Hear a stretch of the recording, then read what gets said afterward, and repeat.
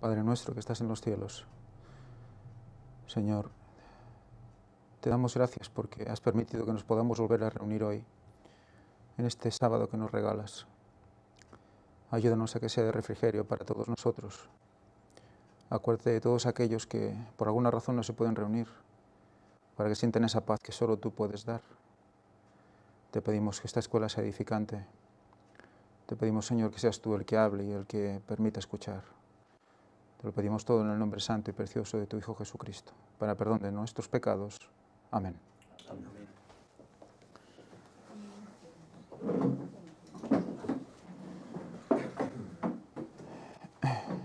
Muy bien.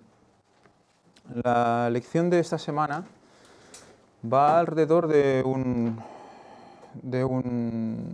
texto bíblico, que es Mateo 11, 11 y 12, y lo titula La guerra visible e invisible. Toda la semana va alrededor de este texto y lo encuadra en esa lucha que no vemos, ese gran conflicto que está actuando ante nosotros y que no somos capaces de identificar, aunque debemos creer por fe que está ahí. Hay pruebas de ello, solo tenemos que ver a nuestro alrededor, ¿no?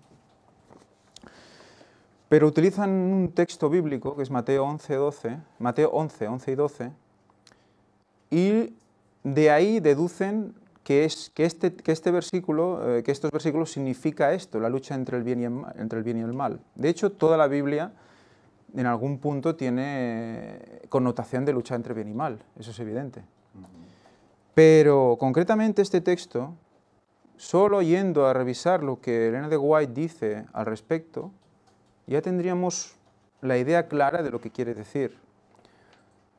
Han generado los autores de la escuela, todo un misterio alrededor de la profundidad de este texto, que es incomprensible, que no se puede entender, y a raíz de toda la teología, de la filosofía y de toda una serie de estudios, parece ser ultra profundos, llegan a una conclusión, que la podemos ver, creo que es en el lunes. Dice, algunos sugieren que la interpretación más probable de Mateo 11:12, que quizás mejor lo leemos y así lo tenemos claro, dice, desde los días de Juan, esto es Mateo 11:12, desde los días de Juan el Bautista hasta ahora, el reino de los cielos sufre violencia y los violentos lo arrebatan. Cuando leemos esto, pues evidentemente nos quedamos un poco así a cuadros, ¿no? Porque está hablando Jesús y está diciendo que en los cielos dice que se sufre violencia. Y el reino de los cielos sufre violencia y los violentos lo arrebatan. ¿Esta versión? Sí, ya hablaremos de esa versión. Bueno, léela, sí. En esta versión del siglo XXI, el texto se lee de la siguiente manera. Desde los días de Juan el Bautista hasta ahora, el reino de los cielos requiere esfuerzo y los esforzados lo alcanzan. Es mucho más Cambia, ¿verdad? comprensible, cambia, pero un 100%. A ver, ¿cuál es la buena interpretación? Eso es un poco lo que vamos a darle vueltas hoy al respecto. Vamos a profundizar sobre el significado de las palabras y sobre las diferentes versiones, y a ver lo que dice Elena White al respecto. Y vamos a ver la profundidad de este texto, que es una cosa que la verdad es que no me había planteado hasta esta lección, La verdad, podemos leer también la versión que hay en la Biblia del 77, que dice así, desde los días de Juan el Bautista hasta ahora, el reino de los cielos sufre violencia y los violentos la arrebatan, pero hay una nota que dice, que también se puede decir, se abre paso por la fuerza y los esforzados se apoderan. O sea, siempre hay como que se abre paso por la fuerza, ¿vale? Entonces vamos a analizar qué clase de fuerza es esta. ¿Es una fuerza que nosotros ejercemos? No, es un esfuerzo personal para entrar en el cielo, es una fuerza propia que nosotros tenemos para entrar allí, porque es entrar por la fuerza, ¿no? Según las versiones. Los esforzados, ¿en qué sentido? Esfuerzo físico, esfuerzo espiritual, pero ¿a qué nivel? Eso es lo que vamos a analizar, porque es realmente profundo lo que, a raíz de los textos, de las citas de Elena de White, a dónde nos lleva todo esto. Para empezar, me gustaría leer lo que dice la concordancia Strong de estas dos connotaciones, de sufre violencia o violentos, que es las dos palabras que nos hacen preguntarnos cosas en esta cita, en este texto. Y dice así, la palabra, lo que se comprende como sufre violencia, en la parte del 11-12, dice que el cielo, dice así, dice, el reino de los cielos sufre violencia, en el caso que hemos visto en el siglo XXI requiere esfuerzo, es la palabra biazo. Esta palabra, que además la analizan en la lección de esta semana, dice forzar, es decir, reflexivamente, meterse a la fuerza en. O sea, meterse a la fuerza en algún sitio. Vamos a analizar esto. Dice, o pasivamente ser atrapado. O sea, o entrar tú a la fuerza, o que te atrapen. Sufrir violencia, esforzarse. Por lo tanto, tenemos las dos. La que habla la versión del 60 y la que habla la versión del siglo XXI. Esta palabra viene de vía, y probablemente afina G 979, que ahora leeremos, dice mediante la idea de actividad vital. Actividad vital. Fuerza, violencia. Y esto es afín a ¿qué? A bios. ¿De qué nos suena bios? ¿Qué significa bios? ¿Qué es biología? Bio, la palabra bio, ¿qué significa? Vida. Biología es estudio de la vida. Por lo tanto, este esfuerzo, y aquí lo dice, vía, palabra primaria, vida. Es decir, literalmente, el estado presente de existencia. Por implicación, los medios de vivir, el bien, el sustento, vida. O sea que ese esfuerzo está relacionado con la vida, con la vitalidad. Por lo tanto, nos da vida. ¿Qué tipo de vida? Vamos a analizar también eso. Esa es la de sufre violencia, la primera parte. Y la segunda parte, cuando dice que los violentos la arrebatarán, es biastés, que viene de la anterior. ¿No? O sea, que está todo en la misma connotación. Esfuerzo, vida.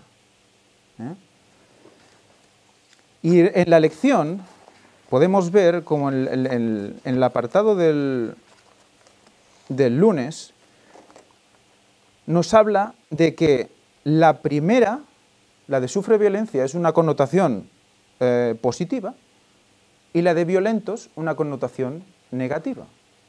Y así lo explica, dice, algunos sugieren que la interpretación más probable de Mateo 11:12 sea aplicar los usos biazomai típicamente positivos y biastés típicamente negativos, dándonos esta interpretación. El reino de los cielos avanza con fuerza, con santo poder y energía magnífica que ha estado empujando las fronteras de las tinieblas y mientras esto ocurre, hombres violentos y rapaces han estado tratando de saquearlo. O sea, lo bueno y lo malo. Y a partir de aquí sacan toda la explicación para decir que esto es una simbología de la lucha del bien contra el mal. De momento, a nivel de palabras, vemos que una procede de la otra y todo va en relación a la vida y al esfuerzo. No hay negativismo de momento, en lo que hemos visto. Y aquí podríamos leer, si te parece, Oseas, capítulo 6, versículo 2, dice, nos dará vida, porque tú ahora estás hablando, después de 2 días. Al tercer día nos levantará para que vivamos ante Él. Ante Él. Pero nos dará vida. Nos dará vida. Estás hablando de qué vida, ¿no? Y vamos a ver la relación entre la vida y el esfuerzo. ¿Y a qué punto concreto nos habla de esa vida y ese esfuerzo? Vamos a ir llegando poco a poco porque creo que es muy interesante. Que poco a poco vosotros vayáis dándonos a la idea, ¿no? También tenemos la escritura. Tenemos la escritura de Josué 1, 6 y 7, que nos habla de qué? Esfuérzate y sé valiente también. O sea que hay una valentía y un esfuerzo. Un esfuerzo. Y en la connotación en hebreo también habla de que es esfuerzo y es violencia también.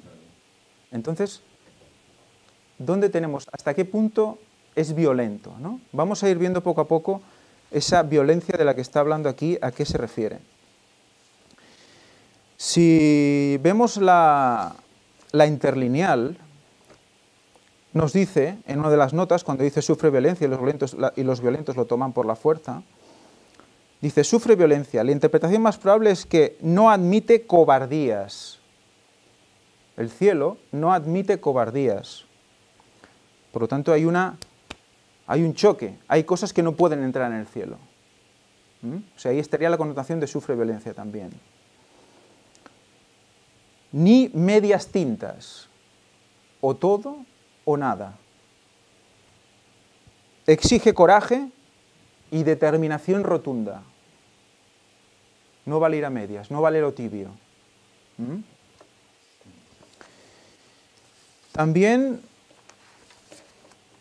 y ya para ir entrando en lo que realmente me gustaría comentar, vamos a leer lo que dice Elena de White al respecto de Mateo 11:12 en dos puntos donde lo he encontrado. Y en los dos puntos donde lo he encontrado, en los dos puntos hace referencia a la misma connotación.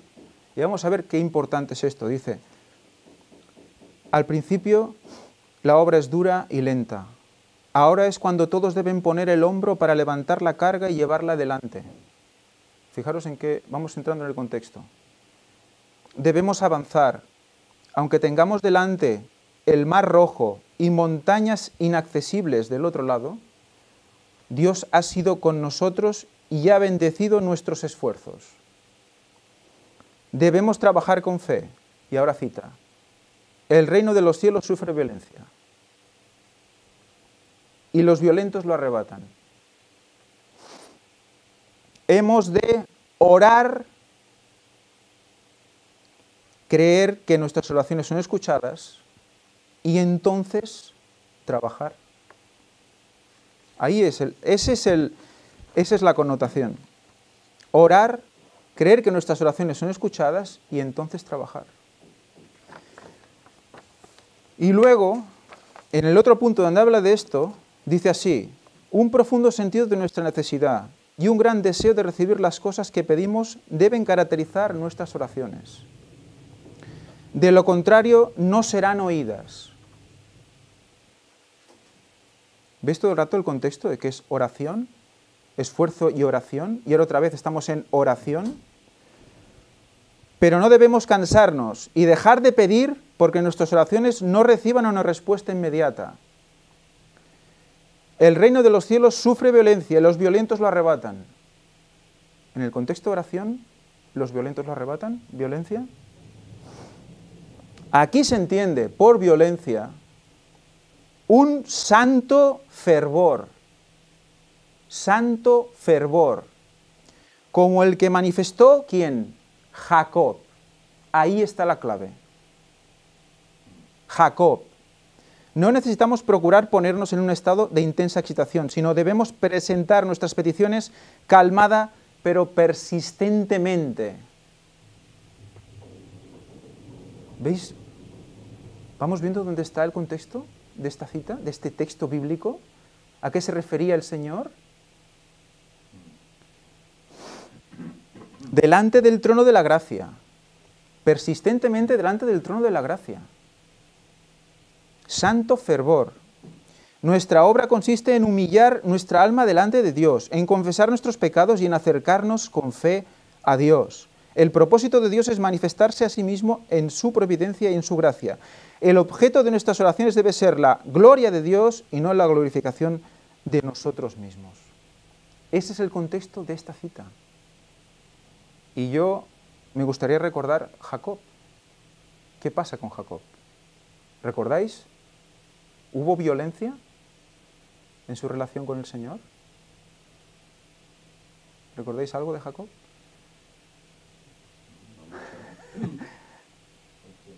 La lucha con el ángel. ¿Quién era el ángel? Jesús. La lucha de Jacob con el mismo Jesús. ¿Fue violenta? ¿Fue violenta esa lucha? Más bien fue angustiosa de esperanza. ¿Y físicamente hubo algún problema ahí? Para él, sí. También él tuvo Para un, él, sí, claro. ¿no? Un problema en su muslo, ¿no? Ajá. O sea, hay una lucha. Sí, pero él entiende el concepto de esa lucha. Porque cuando dice, no te dejaré si no me bendices, es que él ha entendido que esa lucha no es una lucha normal física, sino que allí le está luchando por una amargura, una carga que lleva dentro, y él entiende que esa lucha es para limpiarlo, de quitarle esa carga de encima. Él entiende eso, no una lucha como a sangre, a muerte, sino él entiende que esa lucha es para eso. Que Dios lo viene a buscar para quitarle esa culpa que durante tantos años lo está sometiendo. Exacto. No te soltaré hasta que me bendigas. No te soltaré hasta que me bendigas. Esa debe ser, esa debe ser la manera en la que debemos presentarnos ante el Señor. Y dices, ostras, ¿qué estamos exigiéndole al Señor? ¿Estamos ordenándole al Señor? No. Ese es el otro extremo, ese es el extremo presunción. Pero en el punto de, como sabemos que Él nos lo va a dar, nos lo puede dar, es a Él a quien debemos. Con santa, vamos a leer qué. En otros textos dice ahínco santo.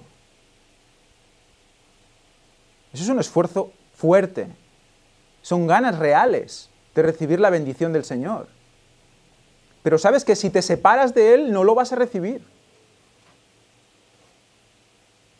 Por lo tanto, te agarras a Él con violencia, pero en el sentido de esfuerzo brutal y rotundo, sin medias tintas, o me agarro o lo pierdo. Es espectacular, o sea, el concepto es brutal. Y vamos a leer, si lo encuentro, porque tengo muchos papeles hoy aquí, cómo define Elena White esta manera de orar. Dice, ¿por qué no oramos como quienes tienen una conciencia libre de ofensa y pueden allegarse al trono de gracia con humildad, aunque con santa osadía? ¿Qué es ser osado? Valiente y a veces con un pelo de descaro y como de locura, de lanzarse ahí, ala, ¿no? Tiene un punto ese de osado, venga, lo que haga falta, que viene un gigante, es igual, ¿no? Sin importar las consecuencias, un aspecto así. Santa osadía.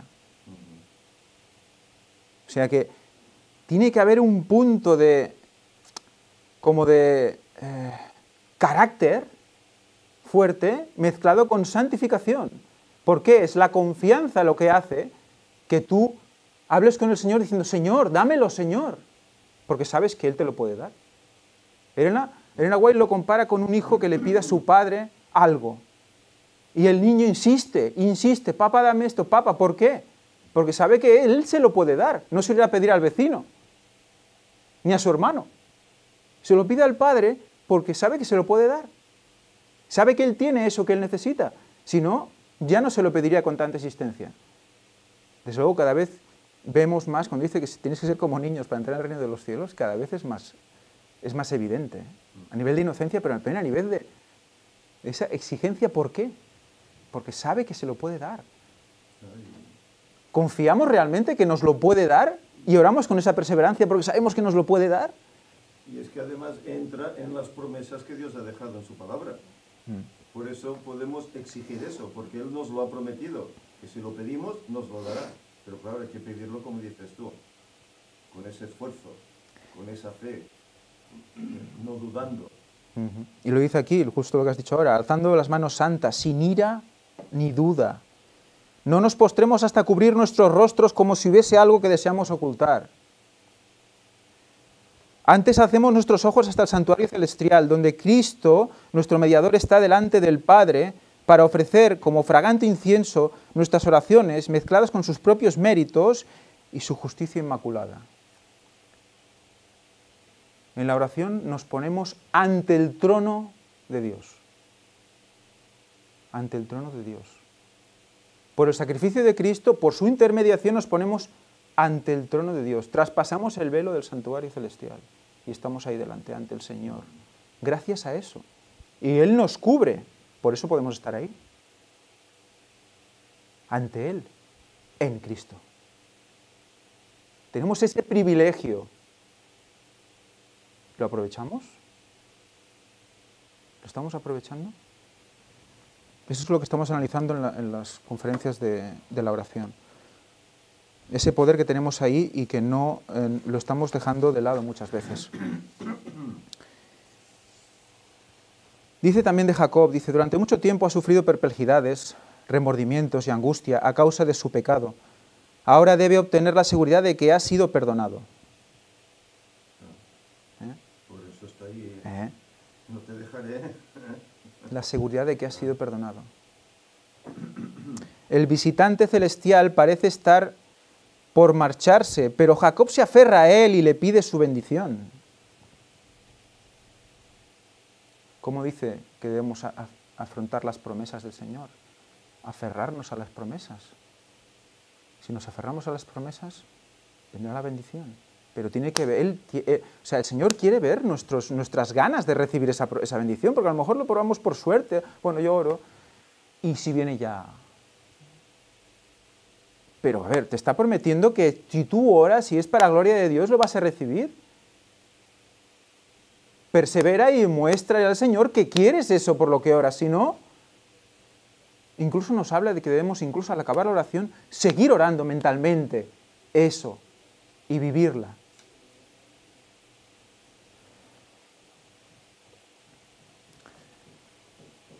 El ángel insta, suéltame, que ya raya el alba. Pero el patriarca exclama, no te soltaré hasta que me hayas bendecido. Eso es osadía, ¿verdad? Y dice, pero se convierte en osadía santa porque siente su necesidad, sabe que no puede él por sí mismo estar bien. ¿Y qué hace? Se engancha a él. Porque sabe su debilidad.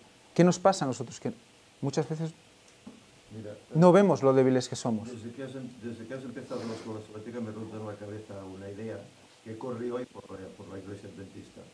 Es más fácil salvarse que perderse. Claro, Sí. es más fácil. Hoy hace años ya de eso.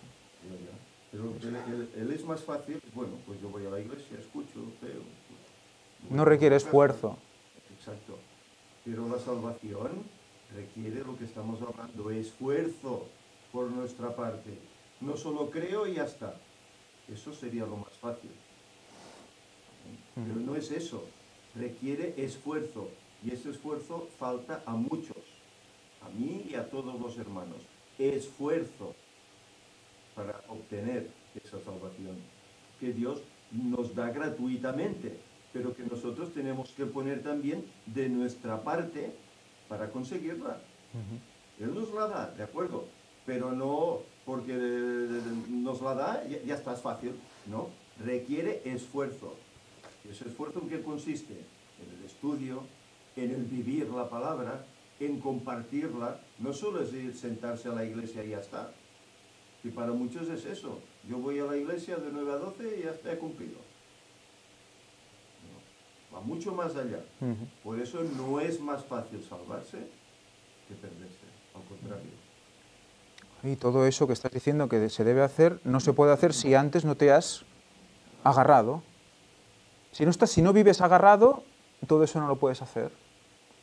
Primero está esa unión, ¿no? Esto lo comento porque, bueno, te encuentras con personas que piensan así, ¿no? Y lo comento porque como esto se va a registrar, pues me gusta que quede registrado para que, bueno, que buenamente pueda, lo entienda. Sí, sí.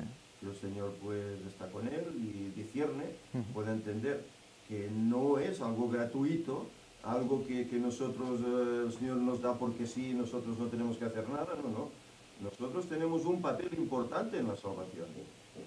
Tenemos que esforzarnos, no le dijo a Josué, esfuérzate Sé y valiente. sé valiente, pues a nosotros también nos dice, esfuérzate, si no, no serás salvo, no te la voy a regalar porque sí. Y eso quiero que quede claro. No, el caso de las guerras es muy claro, ¿no? O sea, yo estoy contigo, pero debes luchar. Claro. Nos toca vivir la vida, nos toca afrontar los problemas igual.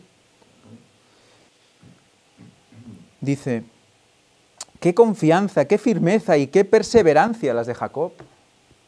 Dice, si estas palabras le hubiesen sido dictadas por el orgullo y la presunción, Jacob hubiera caído muerto.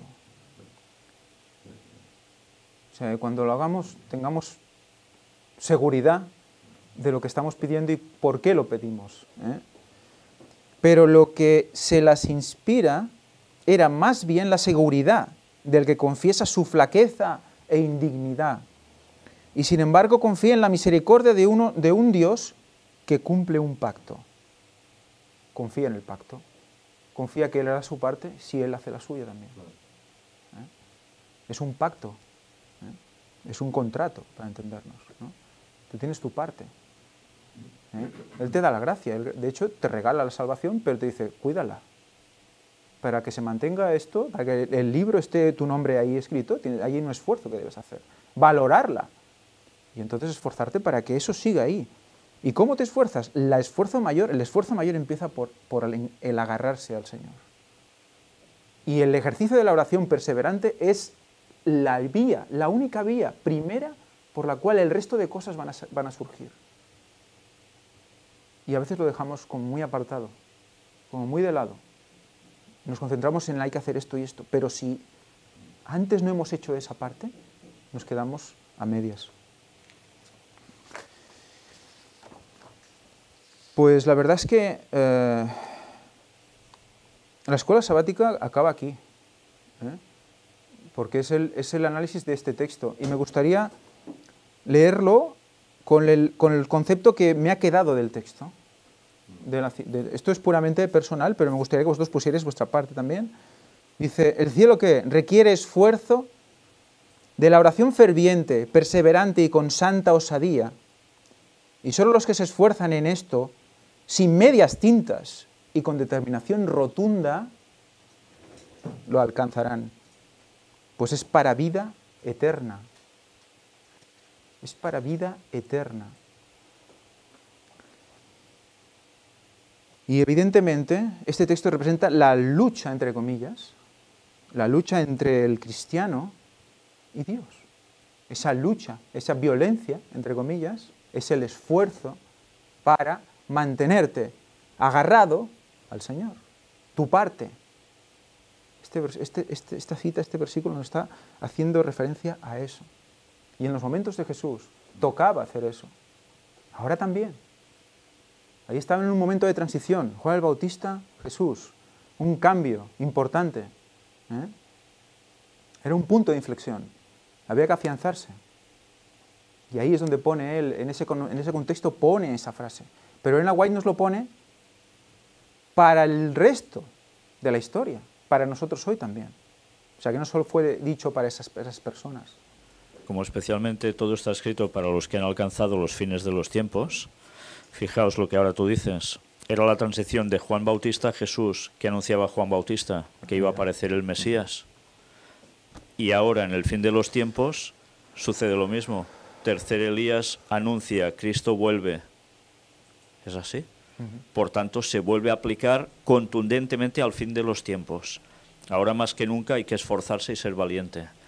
Y ahora, una vez más, enlazando este tema con lo que venimos diciendo del 2031, ¿dónde está la valentía de los que incluso en un principio, donde me han llamado, han visto claro lo del 2031 y ahora, después de un tiempo, se echan atrás, no investigando más, sino negando porque alguien les ha influido que eso no puede ser, y se quedan con eso, porque no quieren perder el estatus dentro de sus iglesias ni como pastores, ni como ancianos, ni como diáconos, ni como nada?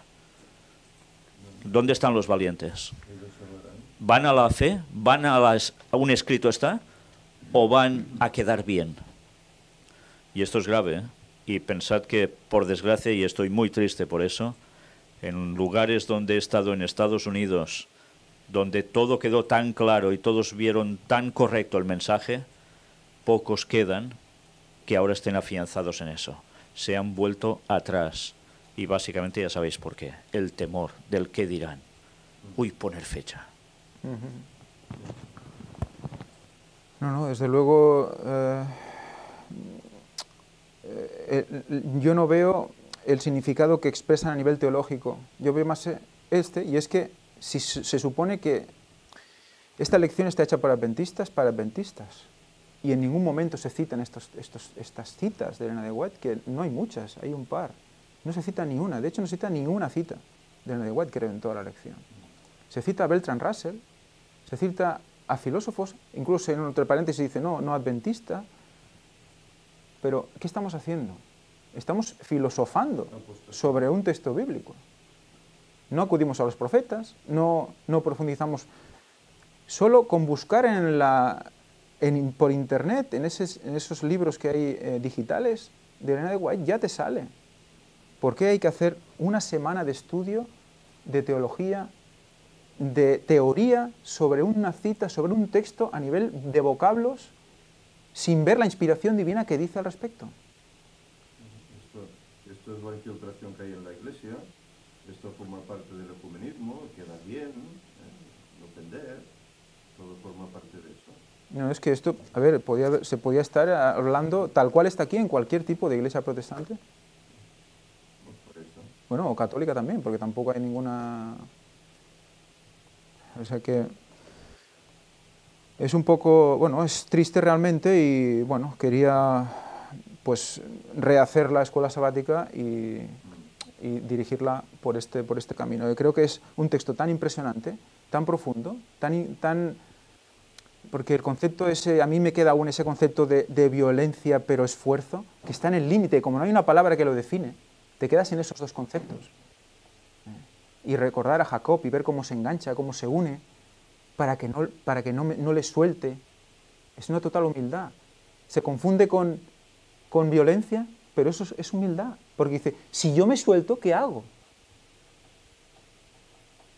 Y la sociedad nos está metiendo que si tú eres vehemente, perseveras y te posicionas, eres un radical y un antisocial. Sí, pero esta es la verdadera guerra. La guerra es individual. La guerra es la que lucho yo para conseguir estar con el Señor. Pero la lucho contra el diablo, que es el que está en mí, tentándome, haciéndome dudar, haciéndome volver atrás, lo que antes decía Víctor, ¿no? Haciéndome volver a otros caminos, haciéndome no aceptar las verdades que hoy se están dando, porque el tiempo concluye y solo queremos aceptar lo que hasta 1844 se descubrió, pero lo que ahora viene, el mensaje que viene ahora, no se quiere aceptar. Todo esto es una lucha privada, personal. Soy pecador, necesito de Cristo, si no, no venceré. Tengo que esforzarme, tengo que poner de mi parte, siempre y cuando en oración, lógicamente. Pero esa lucha es personal, no es una lucha de un ejército, es una lucha personal. Eso lo tenemos que tener claro.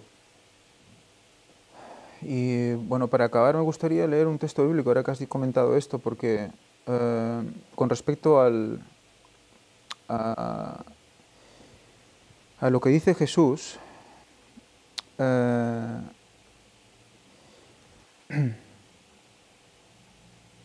sobre lo que los fariseos hablan de él, dice: de nuevo hubo disensión entre los judíos por estas palabras. Muchos decían, demonio tiene, está fuera de sí.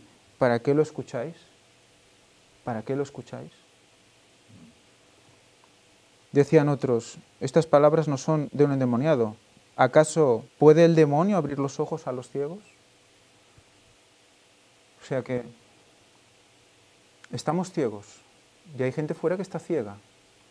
Pero los que a Dios nos ha dado la vista espiritual, debemos ¿qué? llegar a los demás y abrir los ojos, con la ayuda del Espíritu Santo, evidentemente. Y es el Espíritu Santo el que abre los ojos, pero es este concepto de ciegos y que ven, es precioso, porque está muy ligado a todo esto. Si nosotros no nos aferramos hasta ese punto de punto agresivo, para entendernos, vamos a seguir ciegos. Entonces, ¿qué pasa?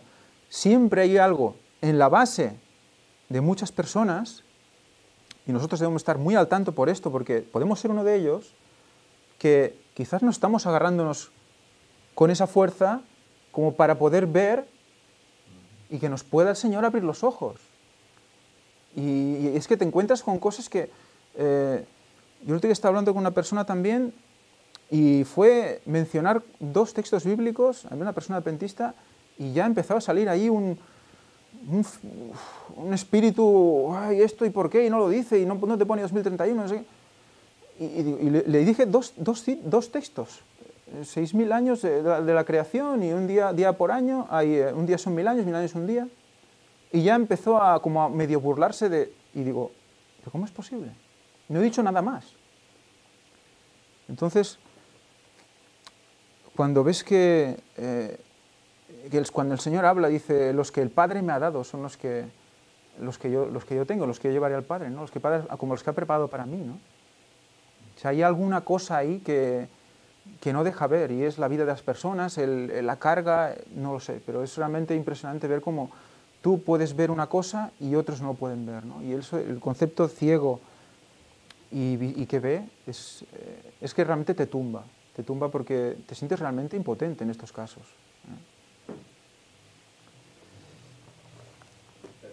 Poder ver, es no querer ver, que ese es el peor de los ciegos, el que no quiere ver. Aunque haya evidencias, aunque todo. La persona que te contestó estas cosas, además, evidentemente, está claro que puede saber muchas cosas, pero en este sentido es un ignorante. Porque no sabe que nuestros pioneros ya hablaban de esto y lo dejaron más que claro. Entonces, ¿por qué se oponen a esto? Pues porque hay algo en sus vidas, como dice Ellen White, que no se corresponde con lo que debiera ser, y la prueba está en cómo se oponen al mensaje. Les sale un espíritu que dices, si esto viene de Dios, lo tenemos claro. O sea, para nada. Y ahí hay algo en sus corazones, algo en sus vidas, que no quieren cambiar, que los tienen como algo acariciado. Y Ellen White es clarísima al respecto. Pero como siempre, no se quiere ver. Y a partir de aquí, todo excusas, lanzar la caballería encima, lo que haga falta. Pero Dios conoce los corazones. Muy bien, pues vamos a acabar.